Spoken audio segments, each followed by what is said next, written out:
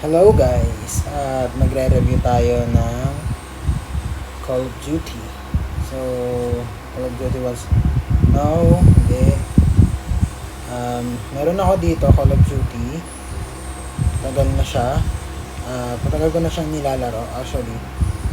So, itong Call of Duty na to, sign natin sa Facebook.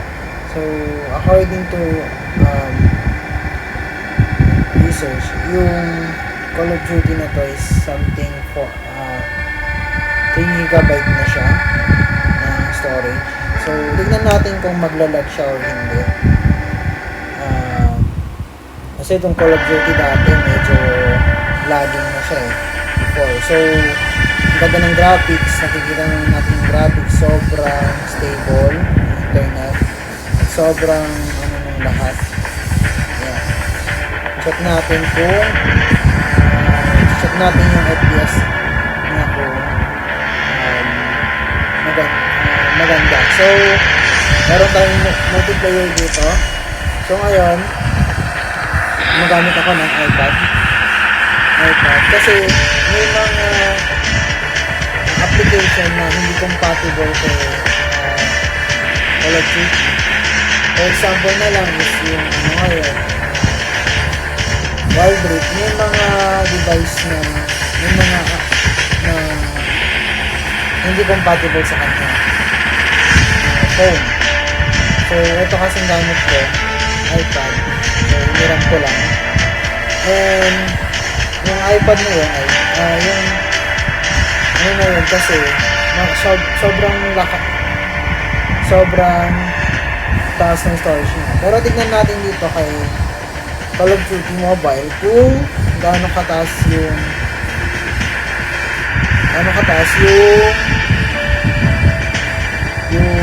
kaya niya, kasi sobrang taas na itong Call of Duty, 4 gigabytes naman, around 4 gigabytes, 3 gigabytes. Tignan natin kung kakayanin na rin. So start natin.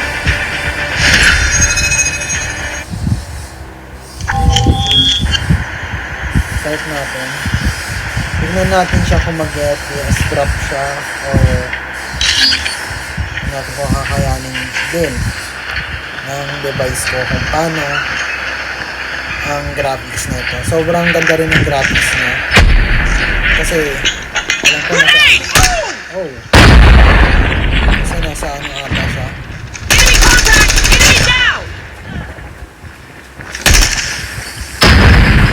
Sobrang smooth gaming.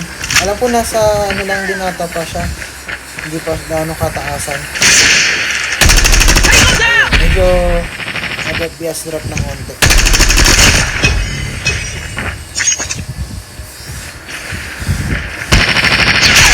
Changing mag! Cover me! Enemy down! Ayan, saan na siya? So, ayun lang. Para tips na rin, para hindi gaano mag-lag. Minsan nasa device niya rin. Nasa device niya rin kasi siya, o nasa internet din. Kung madami nga hindi na-download, so yung data niya na pumapasok ng storage, yun mahirap.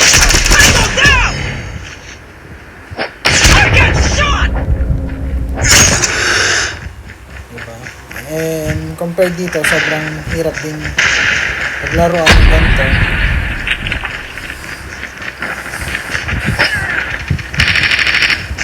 And tips din para sa mga naglalaro ng COD Mobile, maging ano lang kayo,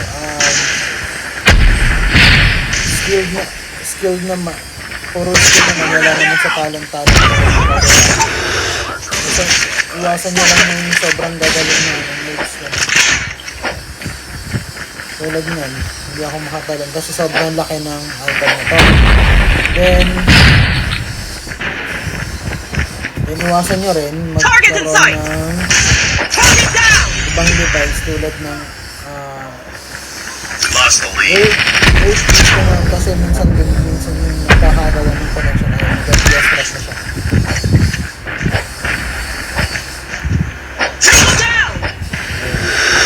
Pero mababa pa ata yung graphics nito, nasa alam ko nasa ano pa.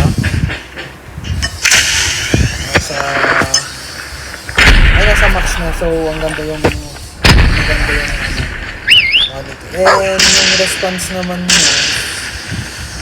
ang ganda naman yung response. Get down, sniper! May lag. UAV online. Kasi nga, siguro sa internet, kasi Enemy down! gamit lang ako ng nag-lag. Gamit lang ako siya ng medyo data lang ng phone. Lost the lead. Na-hotspot lang ako sa kabilang phone. So, medyo mabagal.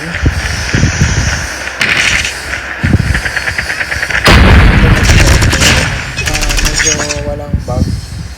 Walang lag. So, minsan medyo madami. Smooth yung mga function niya. Changing mag! Cover me! Nagre-response naman siya ng maayos. Hindi naman sa tulad ng iba na kapag tinap mo yung jump, ngayon pala mag-jump. Ngayon sa nakakatuwa ng laro na slide na siya.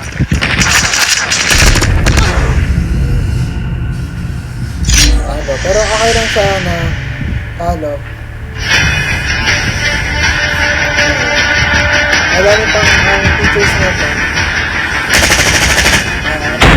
Masasabi ko lang ay sobrang grabe yung graphics na. Kaso yung problema lang kasi sobrang laki na ng kinukuhang storage. Tulad nito, magda-download pa ng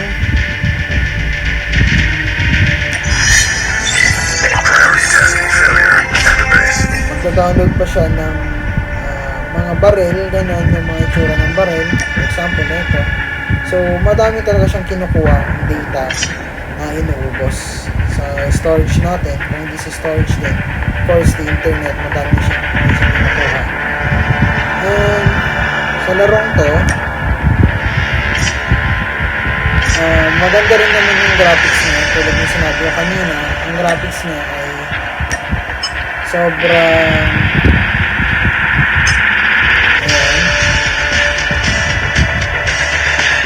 tulad ng isang multiplayer game din, PUBG. Yung PUBG kasi matagal mag-download yung mga kailangan mong resources. Ayan, sobrang ilang hours din. Ito almost ano mo siya ng minutes lang, ganun, pero depende sa internet mo ulit. Ayan, sensitivity. So, sensitivity niya, maayos naman siya. And tips ko lang din, kapag naglalaro kayo, yung iba kasi gumagamit ng fingers, so sobrang dami. Pero, sabi ko nga, kung anong nakasanayan nyo, yun na yun. And tignan pa natin yung ibang bug niya. Kasi sa VR kasi, or the battle royale niya, madaming nagbabag din, madaming tumatalon-talon na lang hindi natin malalaman.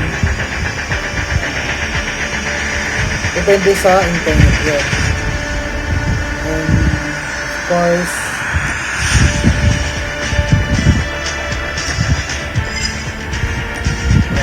madami pa tayong ma-discover dito na hindi natin nalalaman, tulad ng settings. Yung graphics niya, graphic quality naka-high pa lang. Then yung frame rate is nasa max kung gaano kaganda gaano kabilis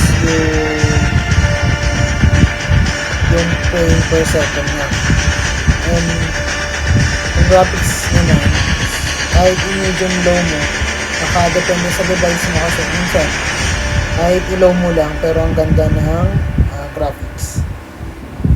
Kung i-very high mo, parang nakikita mo lahat, Then, real-time shadow on. Nakikita naman na kanina. And, water reflection. Nakikita na rin. Anti-aliasing. Ayun, naka-on siya. Realistic scope. Yung parang nakikita mo na totoong buhay.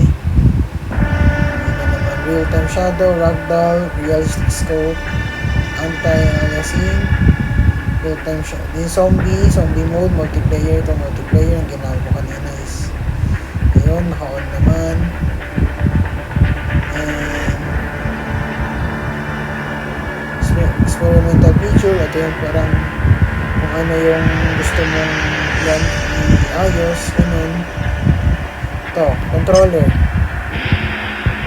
Yung controller naman ay syempre dito mo lahat ng i-ayusin. Pero yung mga to is nasa paglalaro mo na kung ano sa memo. Sensitivity, sensitivity percent. So nakamit ako kaya medyo mabilis ang response niya. Okay. So that's all. Thank you for watching, and sana may natutunan kayo sa paglalaro ko to, and God bless.